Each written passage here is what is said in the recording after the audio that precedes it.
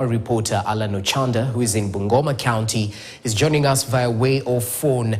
Ochanda, good afternoon. It's proper to note that he's in Bungoma days after the red carpet was rolled out in the Nyanza region. Talk to us about the president's itinerary. What should we expect from him today? Yes, remember that the president has been in Nyanza. This comes against the backdrop of nominating and electing some key leaders from the ODM party into his cabinet. Remember that Opio and the former Ugenya, the former MP from Siaya, we saw former nominated MP John Badi, former governor of Kakamega, Wycliffe Oparanya, being nominated into cabinet.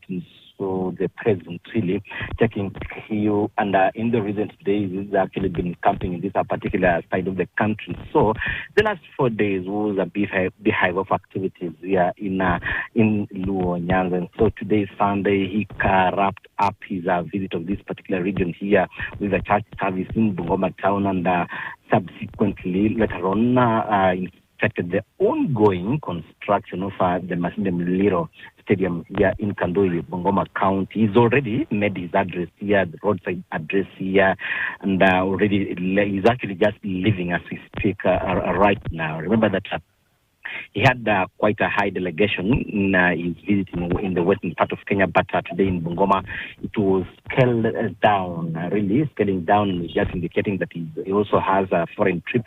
That's why he wrapped up quite early here in Bungoma. But of course, a snippet of what he addressed here in Bungoma is that just allaying fears from the initial Kenya Kwanza supporters. Remember that during the 2022 general election, Bungoma County was actually tipped as the region, or rather the county, that made the difference. Because remember that the difference between President William Ruto and Azimio leader Raila Odinga was 200,000 votes. And so we've seen such sentiments that Bungoma County is where the difference was made. That's where the vote was lost and won. And so just allaying fears that the initial Kenya Kwanza supporters may have developed some sort of goosebumps, just assuring them that the new arrival will not displace them, but just ensuring that it's actually in the spirit of tranquility, inclusivity, and ensuring that every Kenyan feels like he or she is actually part of the state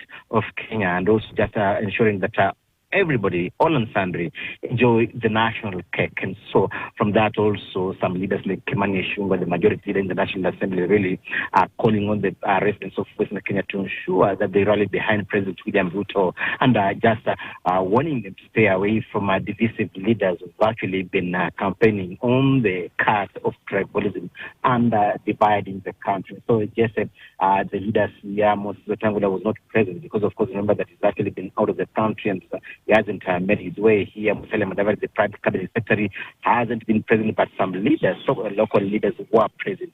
But the clarion call is to ensure that the broad-based government is actually given the necessary support so that all Kenyans can feel really that have that sense of belonging.